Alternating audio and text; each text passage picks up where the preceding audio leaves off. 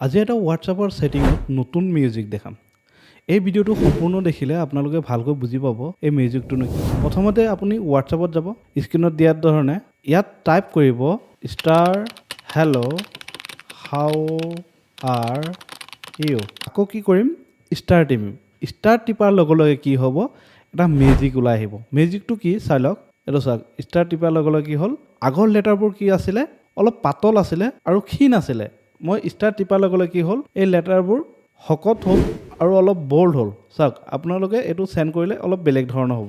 আমি নৰ্মেলি যদি SMS কৰোঁ, চাওক ইয়াৰ ফণ্টবোৰ কেনেকুৱা হয়, পাতল হয়। আৰু এই ছেটিংটো ইউজ কৰিলে ষ্টাৰ মাৰি কেনে যদি হেল্ল' তাৰপিছত ষ্টাৰ যদি আকৌ মাৰে কি হ'ব, যোনটো ৱৰ্ড লিখিব সেই ৱৰ্ডটো বল্ড হৈ যাব, অৰ্থাৎ শকত হৈ যাব। আখৰটো কি হ'ল, বল্ড হৈ গ'ল, শকত হৈ গ'ল।